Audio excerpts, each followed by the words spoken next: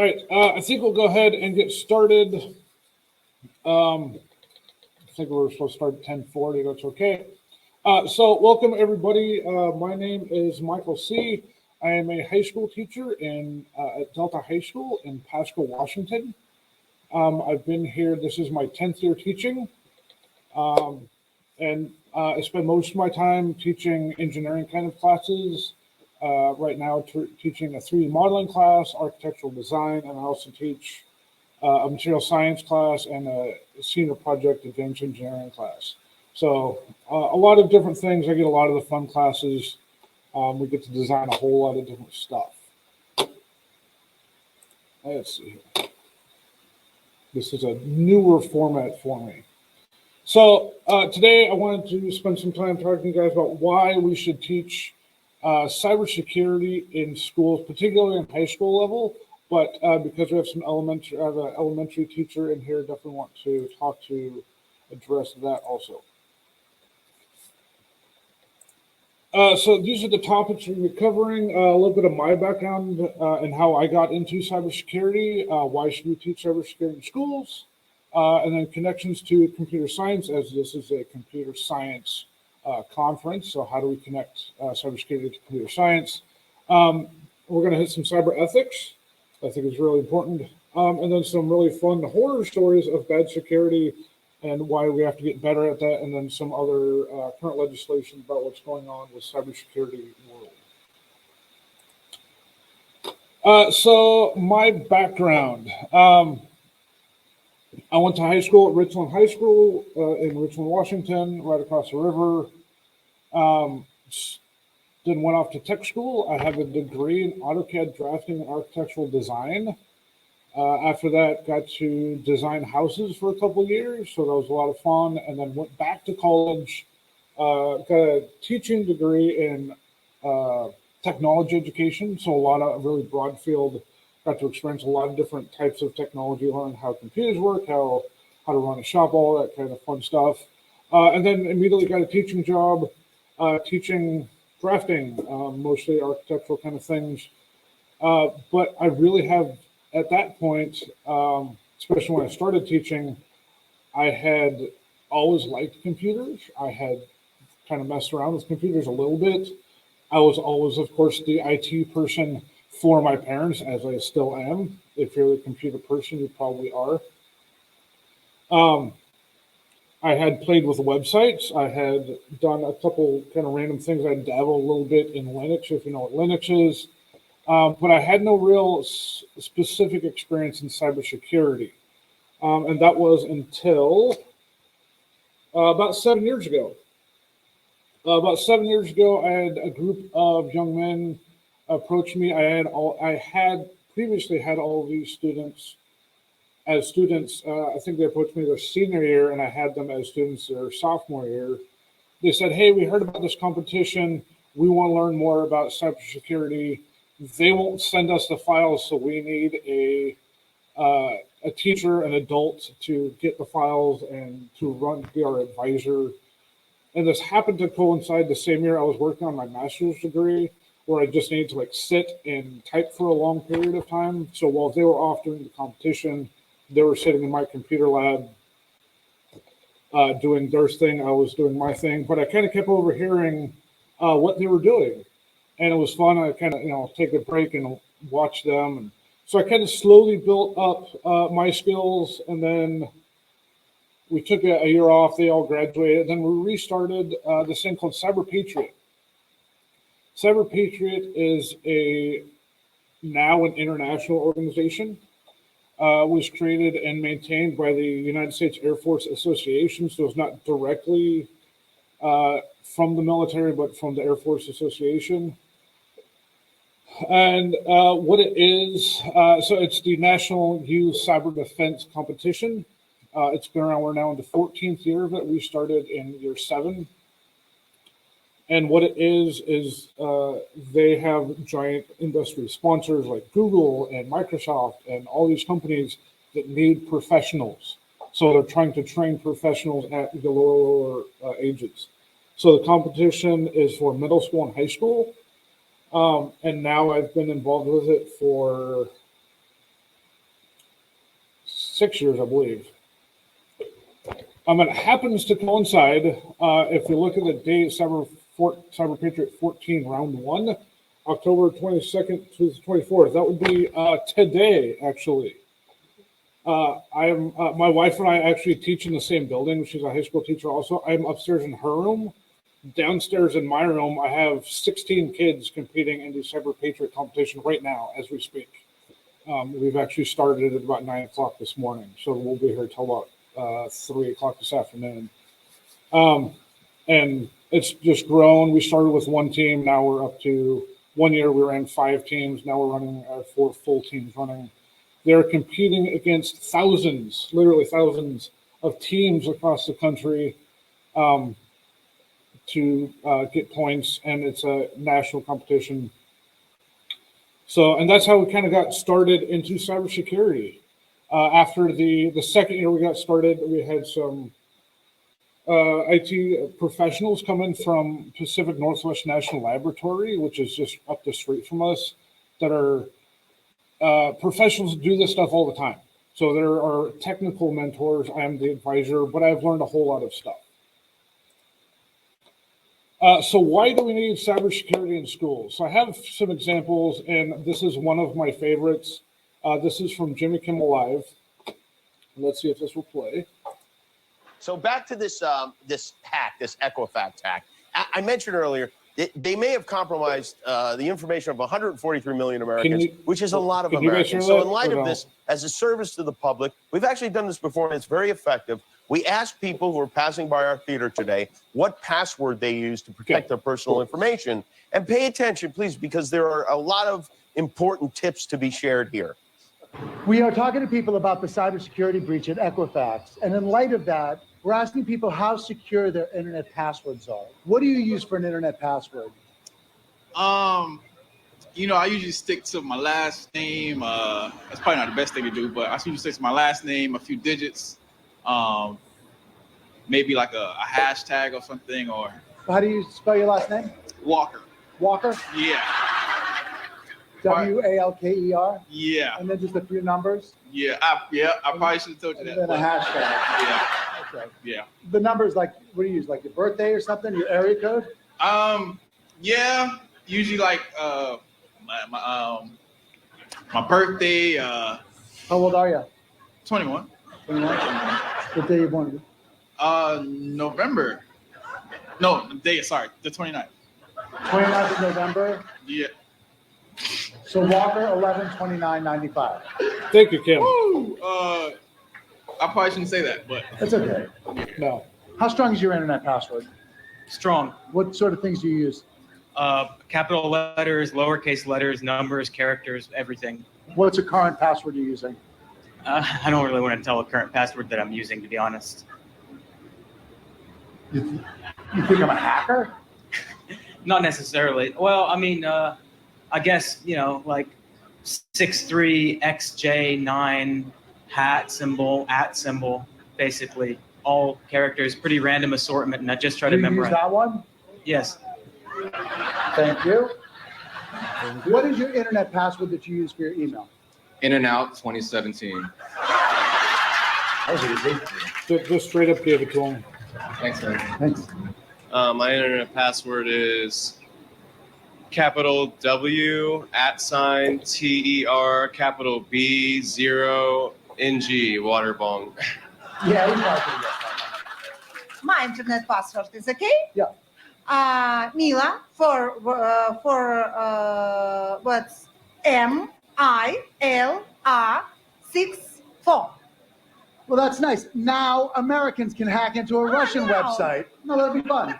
Hello, sir. What is your name? Jerry Reed, Jerry, where are you from? Whittier, California. What do you do out there besides scare school children? How strong is your internet password? I'd say pretty strong. Yeah. What sort of things do you use for it? You know, things that I like. What sorts of things do you like? Maybe a dog, an animal, a place I've been, someone I know. So like Rover Mental Ward. Yeah, something like that. All right, well, that's Jerry. So that is a hilarious example. If you learn nothing more from me today, don't ever give out your password for anything to somebody you don't know. It is amazing to me every time I watch that people randomly on the side of the street ask for their password, people give it up. What the interviewer was actually doing is a term called social engineering. So really just talking to people, trying to get them information. And every time, some people just give their password out right away, kind of had to walk through it, but eventually would get it. And it's just hilarious that people would just go, oh, here's my password. And they gave them enough information that somebody could actually look up and get into some kind of account. That's amazing. So why do we need cybersecurity in schools? That's why, right there. Don't ever do that. So back to this. There we go. I think I actually need to stop sharing for 1 second. I have to switch screens here. Here is another reason why we need cybersecurity in schools. And that is, I gotta make sure I get the right tab here. That one. This is a live map. This is not pre-recorded. This is not a video. This is a website you can go to. These are current live actual cyber attacks happening right now as I speak. I did not plan this. I didn't know what was going to be shown on the screen right now, other than I pulled this up yesterday. This is live in real time. So these are real threats happening all across the world to each other, back and forth. It's faster than we can actually watch it. This is why we need cyber professionals, and we need more of them. I'll kind of let this run, but you can see nations that are getting our rate of attacks per organization, things. Education is the top of the list of targeted industries, education, government, communications. There's different types, so the different colors mean different types of attacks. But this is why we need cybersecurity. Yeah, interesting. Education shows up. Education web servers have a huge amount of information. If somebody, like the district I work in, if somebody were to get into their server, they literally have files on not only all of the employees, but all of the students. That is a huge pile of information they could do something with. I don't know what somebody would do with it, but they could do something with it. So let me switch back here. There we go. Some other fun headlines. So these are two articles. May 21st, 2021. So May of this year. U.S. has almost 500,000 job openings in cybersecurity. From CBSNews.com, the number was actually 464,000. And that's current open jobs. So if you want a job in the near future or right now, cybersecurity is the way to go. And the fun thing when we're thinking of schools and getting our current students into those positions in that school to work pipeline, there is not 464,000 students in that pipeline that are headed towards cybersecurity. So those jobs not only are going to grow, but those are going to stay empty for a long time. So one reason is simply get students into jobs because the jobs are there. And then the other really, really frightening thing, article I read this summer, August 3rd, 2021, billions, that's with a B, billions of dollars later, the US government remains as hackable as ever. So this was an article, somebody kind of did a study over 10 years. They look at the security of a bunch of different departments for the US government. So they're looking like education and commerce and like the Parks and Services Department and all kinds of these. I think they did about 20 or 30 different departments all across the federal government. And most of them are at least as bad as they were. Some of them were even worse. And that is our tax dollars getting wasted. So think of how much money we're spending on things that's clearly not going to the right places. So amazing how bad they're spending money. So we need to, when we're talking about cybersecurity, this is the person that is most commonly referred to, the bad guy, right? This would be the hacker, the unknown person. There's kind of the stigma of, these people are hiding in basements and they're working for government states. And while that is partially true sometimes, not always true. So when we're talking about hacking and cybersecurity, there's three main types of hackers. So to have an understanding of who we're combating or what we're dealing with, just some understanding of the terms, I guess. So on the far right is the black hat hackers. So these are the bad guys. These are the people trying to break into stuff. These are the people we're trying to stop. They're usually out there trying to make money, trying to exploit something, get data, earn something. They're getting paid by sometimes a government, sometimes just a person. But these are really the big guys we're trying to stop.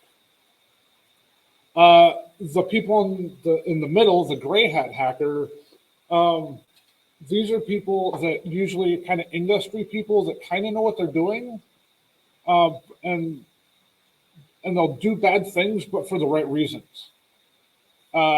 The group Anonymous, the hacker group Anonymous, sometimes falls into this category. Somebody does something bad, so Anonymous will go after them. So it's for a good right reason, but not necessarily the way they go about it. So then the one on the left, the white hat hacker, this is the good guys. These are the people I'm trying to train. These are my students. These are the professionals. They're ethical is the biggest difference. They do things ethically. The big difference is they're given permission to do what they do. But the thing that is common between all three of these types of hackers is they have the same skill set, or at least the same general skill set. They know how to find problems on either a network or a website or on a cell phone or whatever. They know how to find the problems. It's what they do with that information that makes them good or bad. So when we're talking about cybersecurity, it's really just a skill set and what you do with that skill set. So why do we need more cybersecurity? Because we need more good guys. We're getting hacked faster than we can get people into the industry. So that is definitely why we need more cybersecurity in schools. With jobs, this is the NICE framework, and I'm trying to remember what the acronym is. It is the National Institute for Cybersecurity Education. The Cybersecurity Workforce Framework. So there it is. When you get into cybersecurity, it's not just one job. You're not doing one thing. They have actually broken it down into 7 different categories, 30 specialty areas, 50 different work roles. So it's a huge category of jobs that can potentially be done as a cybersecurity professional. And as a professional, you can actually be doing more than one role. So some of the things you may be familiar with, like to operate and to maintain, those would be kind of your standard IT professionals. Those are the guys maintaining the servers, maintaining your computers at your school, stuff like that. And then we have people like to investigate.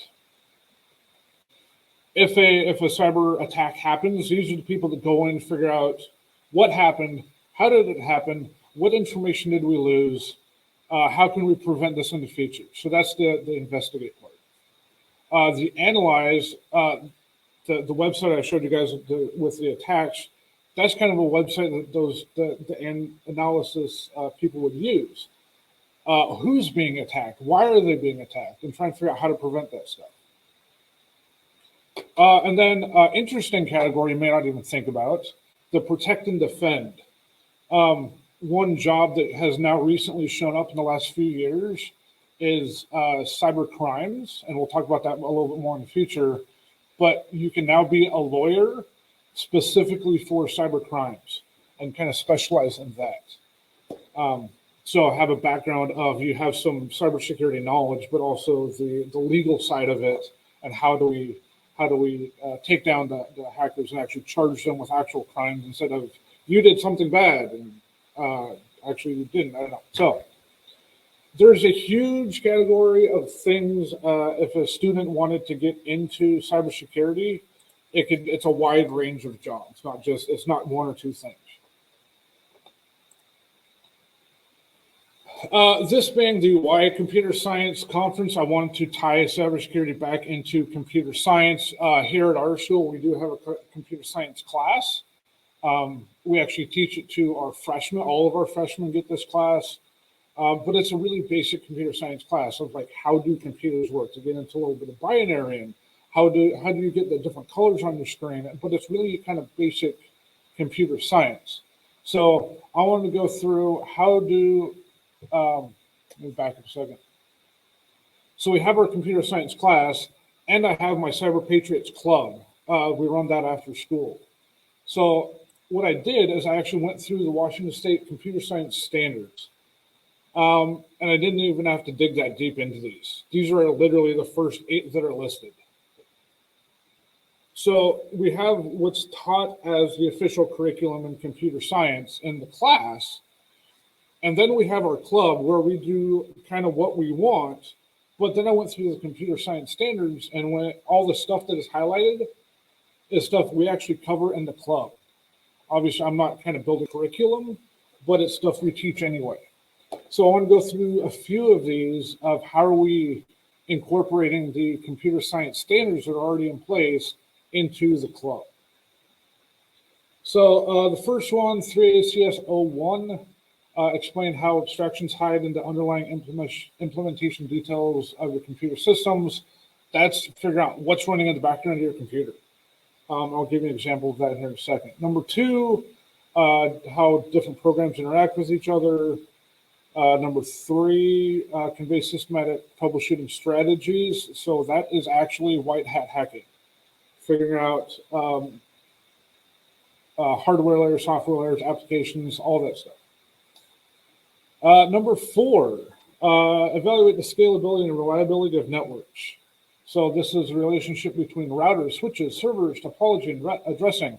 That is building a computer network. And we actually do that as part of our competition. And I'll show you a screenshot of that here in a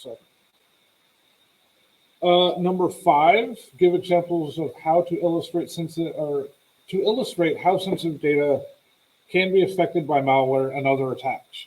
So how do we prevent unwanted users from getting the data? Because we want people to get the data, but how do we prevent that? And number 6 is a huge one that I push a lot. Recommend security measures to address various scenarios based on factors such as efficiency, feasibility, and ethical impacts. Ethics, you have to talk about ethics when we're talking about cybersecurity. Number 7, compare the various security measures concerning trade-offs, usability and security of computer system, confidentiality, integrity, availability. There's actually a term for that in cybersecurity. It's called the CIA of cybersecurity. So making sure people are getting the information they need. And then number 8, explain the trade-offs when selecting and implementing cybersecurity recommendations. So that's a good general statement of a lot of the different things we do in our club. So some of the things, I want to get a little deeper into some of these things. So what's running in the background of your computer, and how do you know that? If you look at the screen, it's a little pixelated, so it's stretched out a little bit.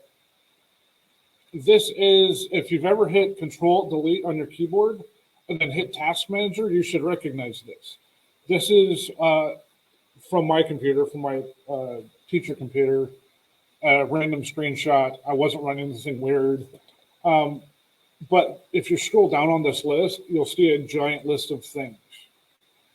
And we actually teach our club members, okay, yeah, here's this tool. You can shut down programs, and that's where most people kind of stop learning this. But in the club, we'll then scroll down, okay, what's actually normally running on your computer? And how to look for the things that should not be running. And how do we shut them off, and how do we prevent them from happening in the future? So I think that was the standard number 1 for the standard for the Washington State standards.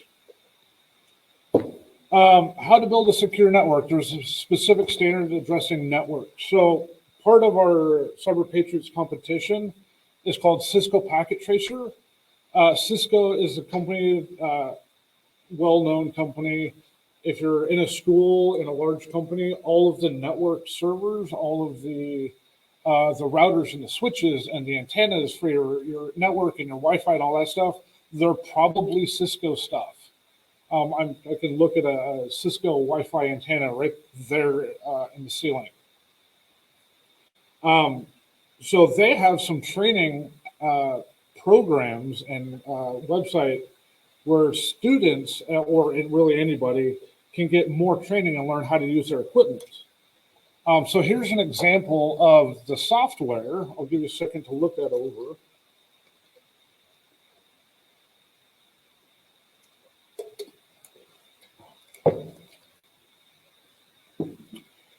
So this is a screenshot of the software. I built this, so it's a virtual network program. So yeah, you can see my mouse. So up here we have computer, computer, computer, printer, and then the same thing on the printer, computer, computer, computer, phone, phone, phone, phone. Especially if you're at a school or any large company, your phones are now running off of your network, which means if your network is compromised, your phone system can also be compromised. Over here we have a server, another server, the router. So the router is your connection between your network and the internet. And then over here we have a switch that connects a regular computer, also connects a thermostat, an air conditioner, and a sprinkler system. So more and more things are getting connected to networks because they want to be able to remotely control this stuff. And there's pros and cons to all of this stuff. Like at my house, I have several smart light bulbs, and even my hot water tank could be connected to my Wi-Fi, things like that. So we as a society are connecting more and more things to our networks, but we have to be secure about them. So the fun thing about this particular file, I built this as an example of how bad of a network you could create. Does anybody remember I think it was 2015, when Target, the company, the store Target, had a major credit card hack. Anybody actually remember that?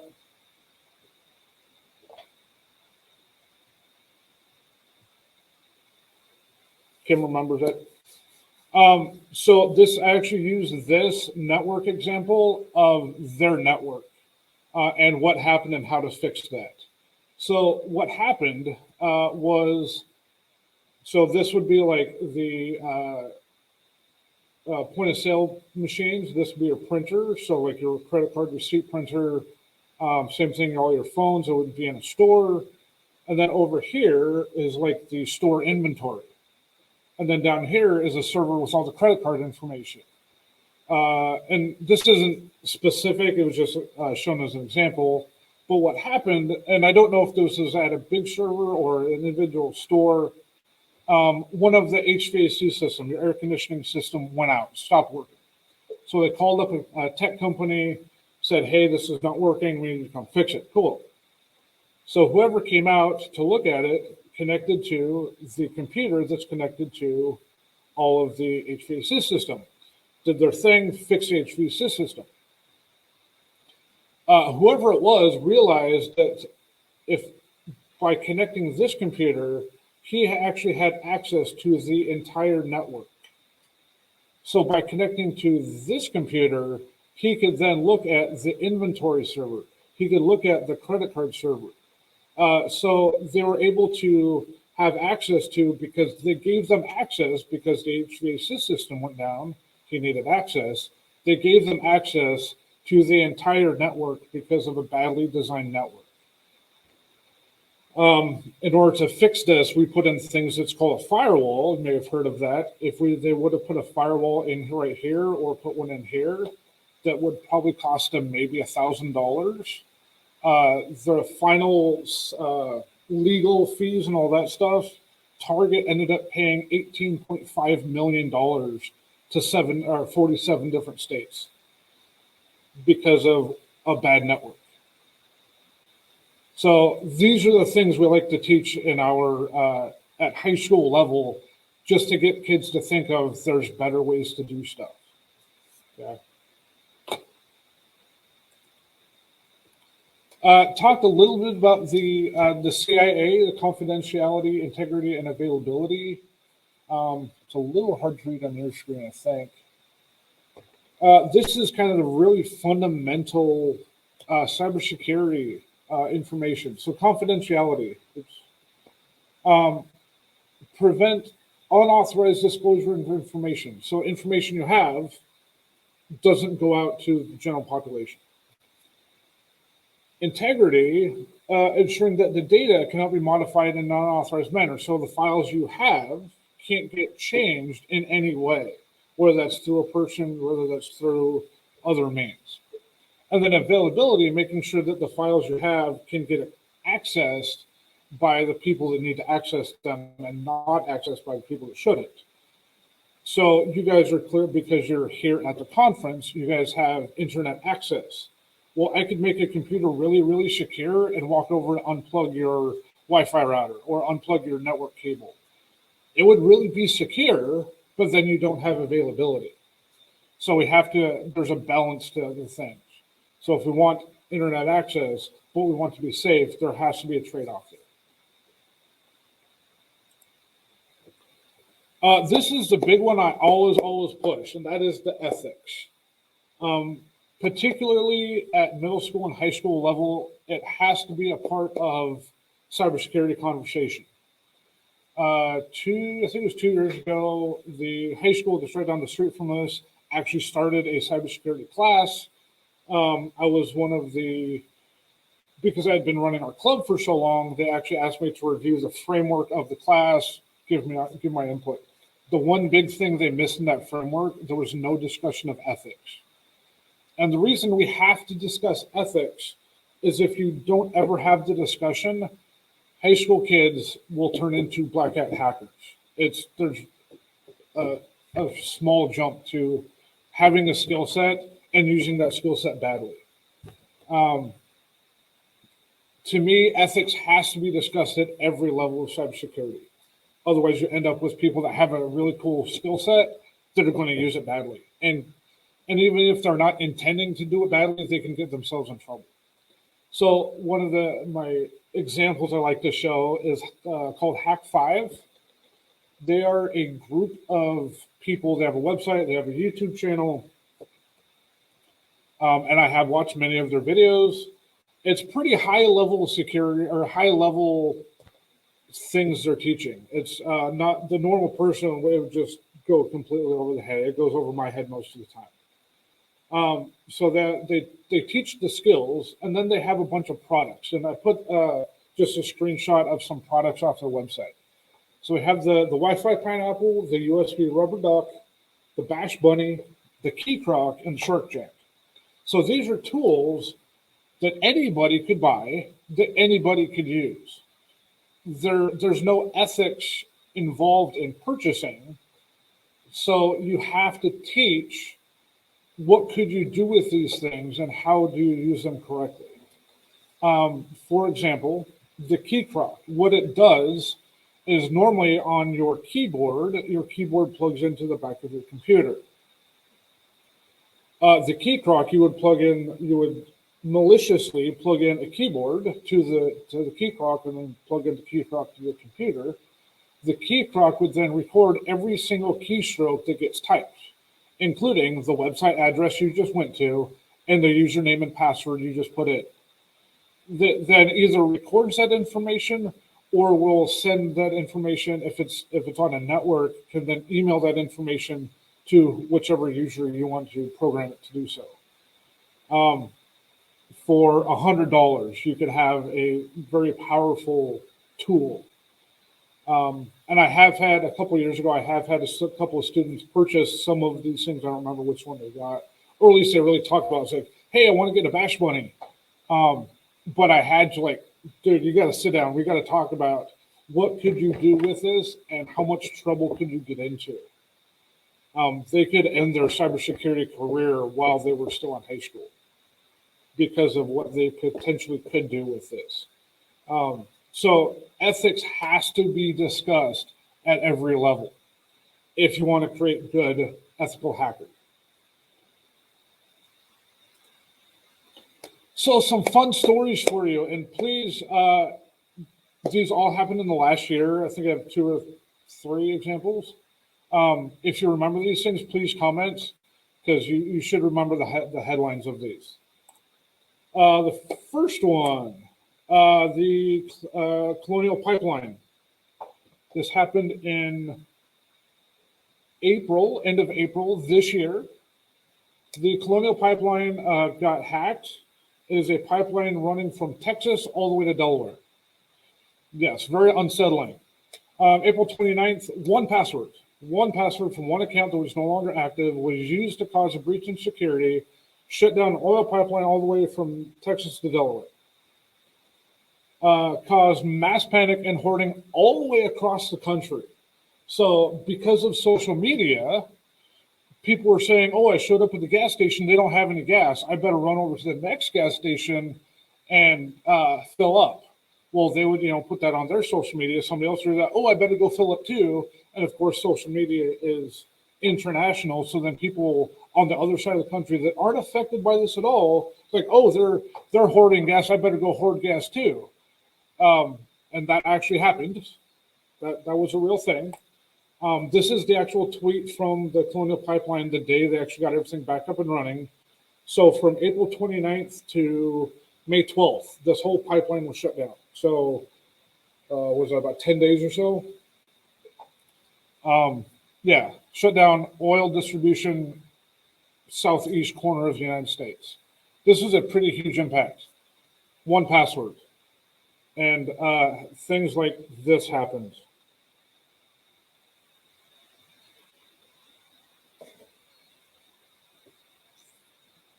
Yes, that is a lady actually filling up a laundry basket full of gasoline. Thank you. That obviously not specific to cybersecurity, but that was the cause of it, right? The interesting part of this that came out about a week after this whole thing happened, the Colonial pipeline had actually posted a job posting for a cybersecurity professional. I don't know if they had quit, if they opened up a new position. They realized they needed somebody. They had posted it 3 months before this attack happened, and they never had anybody fill the position. So they were looking to stop this. They knew there was an issue. They tried to get it. They posted the job. Nobody could fill the position. And then this happened. I would guarantee somebody's in that position now. So this doesn't happen again. The second horror story, the SolarWinds attack. Anybody remember this? This was in September.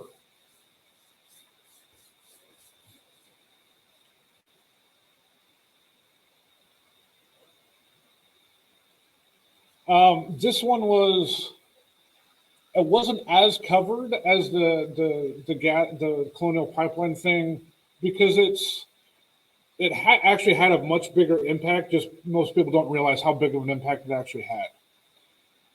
So this is publicly known as the CyberWinds Hack. This affected 30,000 private organizations, including state, local, and federal governments. This was the largest hack known ever. Happened this year. And that's not 30,000 computers. That's 30,000 organizations, including most of our federal government. What happened, and it's kind of hard to explain. I actually had to have our technical mentor explain it to me, because the news couldn't explain it, because the news didn't know what happened. So what happens normally, if you're at home, I'm assuming most of you are probably on a school computer or a company computer. What normally happens on a home computer is there's an update. Windows will put out an update, Microsoft put out an update.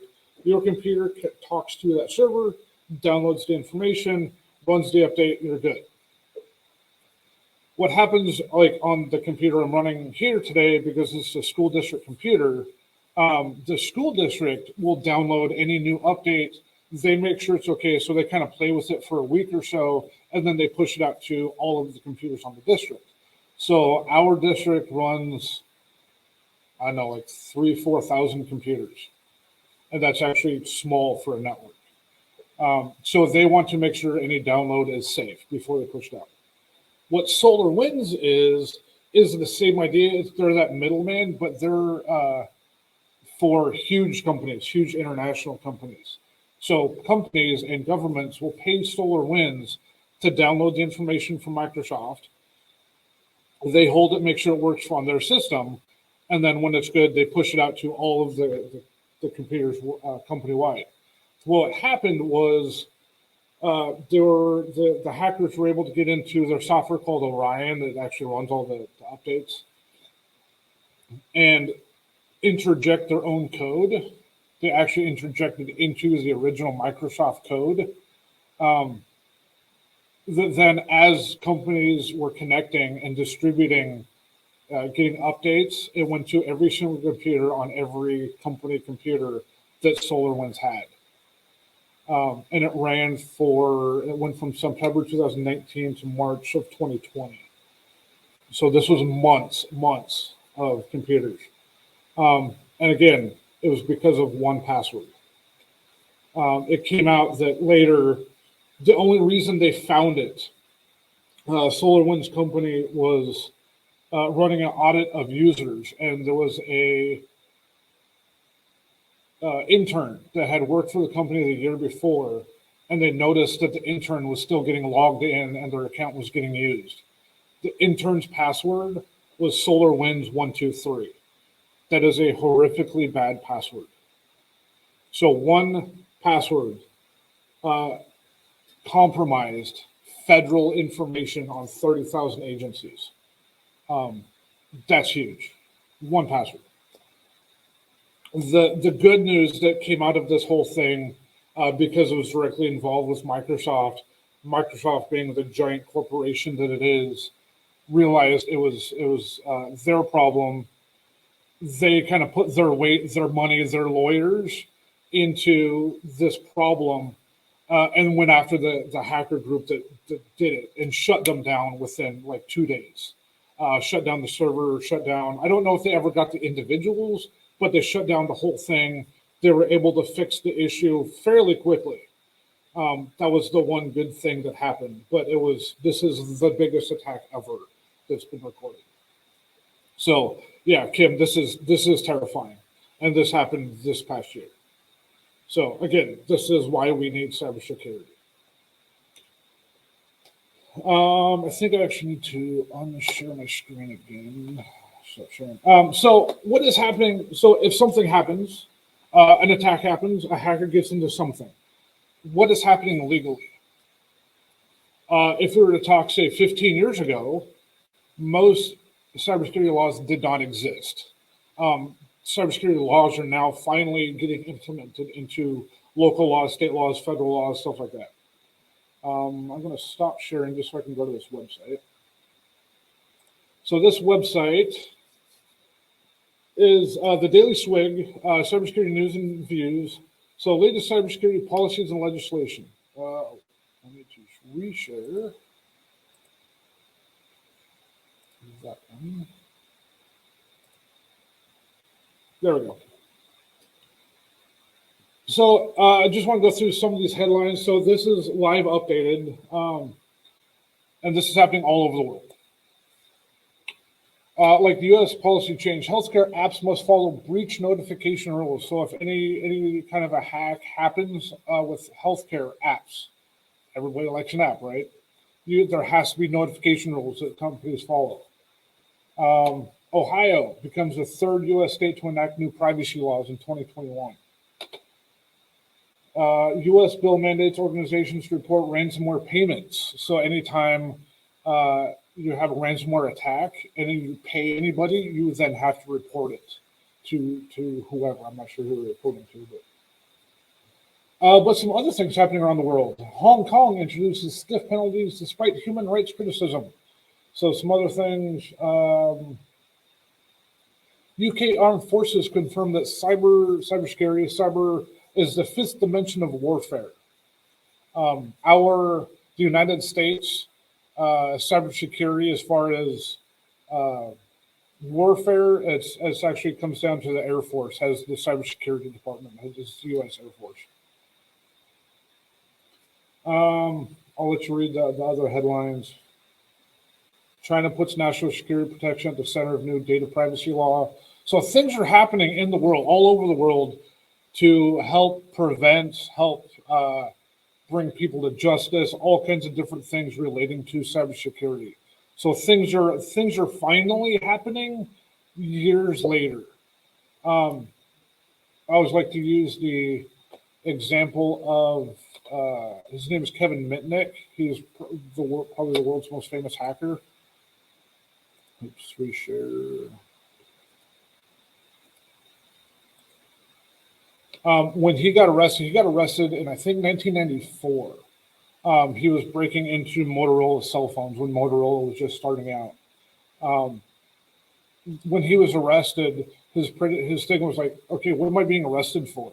And there was actually no law specific to what he did. He spent 5 years in prison for some other thing with what he did, but he never actually went to jail for cybersecurity. But one headline in Yahoo News: man who unlocked 1.9 million AT&T phones sentenced to 12 years in prison. This guy was actually bribing and paying off AT&T employees to interject bad code into phones that they were selling. So he was going to the salespeople saying, hey, I'll pay $100, put this on the phone that you're about to sell, things like that. We always talk about that people are always the weakest link in any of your security. So not only the ethics, but we have to train the people.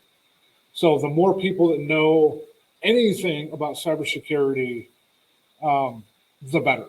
We have to involve training at all levels. Question: how do companies stop such leaks by employees? So talked a little bit about social engineering and training. I'll talk a little bit more here in a second. But first thing is you have to be able to recognize what information companies have and how do you keep it safe. Biggest thing is your password. People have to be trained on good passwords. Bad passwords have been the leading cause of almost all of the hacks that have happened. Probably 90% of all of the hacks ever, major breaches, have been because of bad passwords. Yeah. A lot of the rest of, it's training. A lot of the rest of them are, like the target example was a bad network. Do I have a resource? I can find one really quick, so don't leave. I do have one. A couple of more things I want to leave you with. I'm not here to debate politics.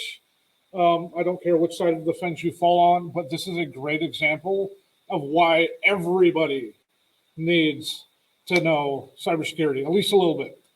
October 2020, I'm sure you're probably all familiar with how prolific Donald Trump was on his Twitter account. This was a month before elections. A gentleman in the Netherlands decided, I'm going to check Donald Trump's Twitter account. And he literally just guessed his password, and he was right. The password was MAGA 2020 exclamation point. That is a horribly bad password, particularly if that was your campaign slogan. Why would you put that as your password? That's horrible. So the guy did the ethical thing, thankfully. He actually got into the information, took screenshots, proved that he was in there, and then went directly to the police authorities, whoever we went to, and said, here's the information, like somebody needs to know this. If somebody unethical would not have had that. They literally could have started a war. Like literally could have started a war because of this. So why does everybody need to have at least a basic understanding of cybersecurity? This is why. So two things. So my two recommendations, this is where I'm going to leave you guys today. My two recommendations. Teaching computer science courses. So that's what this whole conference is about. Why do we need cybersecurity?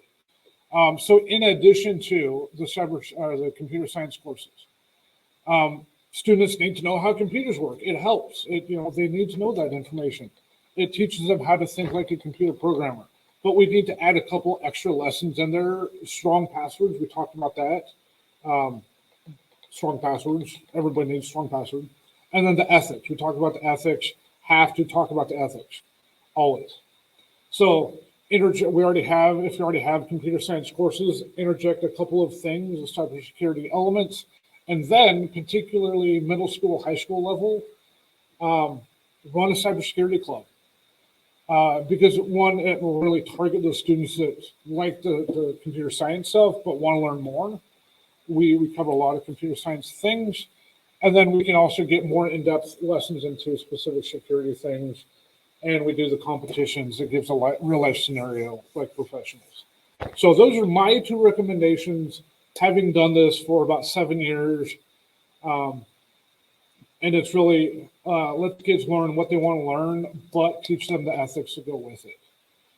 Okay. Somebody did ask. So I do appreciate your time. I am going to I will pull it up. It is on the US Cyber Patriot website. Two things. Let's see here. See if it's copied. I just put a link to my PowerPoint in the chat. I shared it. I should have shared it correctly. All of my resources are in the notes for the chat. So if you want the links, if you want the uscyberpatriot.org, I will actually pull up the Cyber Patriot website since I was running it this morning. Stop sharing, reshare. Let's go with that one. There we go. So this is the Cyber Patriot website, uscyberpatriot.org. And the really cool thing, if we go into competition training materials, the training modules is a giant list of resources of the basics of cybersecurity, careers, importance, online safety, like cyberbullying, all that stuff. And where is it? Where is it? Somewhere it's in one of these ones. There it is. Unit 4, how to build strong passwords. This goes specifically into what are good passwords and bad passwords. So if you want that resource, uscyberpatriot.org. So if you guys have any questions, I would love to. We got a couple minutes left. Yeah, I think 2 minutes. If you have any questions, please drop those in the chat. I'll stick around for a few minutes. So I appreciate your time and listening to me. Stop sharing. There we go. Michael, how did you navigate through cyberpatriot.org? Where did you go to get that? At the very top where it says competition, competition training materials, and then the training modules.